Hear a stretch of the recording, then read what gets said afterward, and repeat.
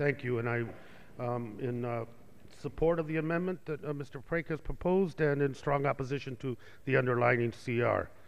Thank you very much. This whole discussion about dealing with the deficits is prefaced on the idea that the consequence of this budget reduction that is being recommended by the Republicans, the consequence of that is going to be jobs. Well, if you look at what's being proposed, the other side has had nearly 2 months, has brought 0 bills that create jobs, and these cuts amount to 1 million jobs that will be lost. Those jobs, there will be no jobs for nurses. 51 million will be cut from National Park Services. That's a loss of jobs. 256 million will be cut from state and federal law enforcement. Those are law enforcement, local police. That'll be cut. 889 million cut from renewable energy programs. Those are jobs creating solar panels, outfitting and retrofitting homes so they'll be energy efficient.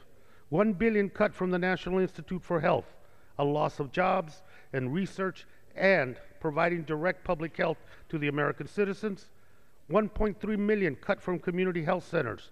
That is no jobs and increased cost in the emergency rooms where people that cannot find health care will be crowding those rooms and in very acute sickness because they have nowhere else to go. Cuts in rural development, loss of jobs. 1.6 billion cut for Environmental Protection Agency, loss of jobs. 96 million for substance abuse and mental health services, loss of jobs. One of the realities is that we must invest. And it has been said over and over again that the point of dealing with this deficit that we have in this country has to be a pragmatic, measured process.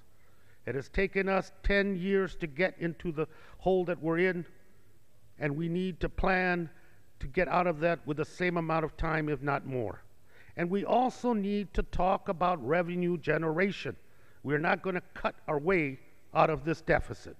And you're certainly not going to cut your way out of this deficit when you're only concentrating on 14 or 15% of the federal budget.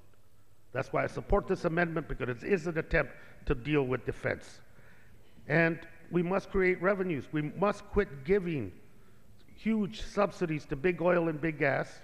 We must ask mining companies for once to begin to pay royalties to the extraction that they provide on the public lands. We must close the corporate loopholes that exist that created the financial collapse of housing in this country. And we must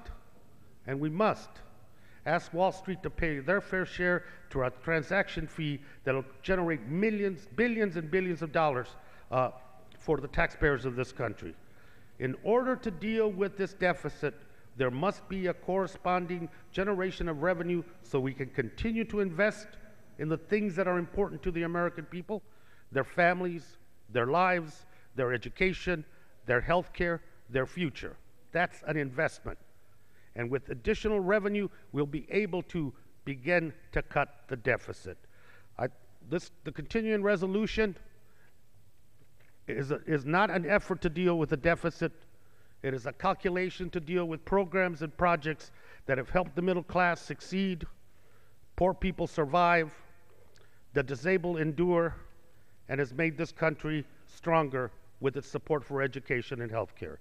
I urge all my colleagues to vote against the continuing resolution, and I yield back.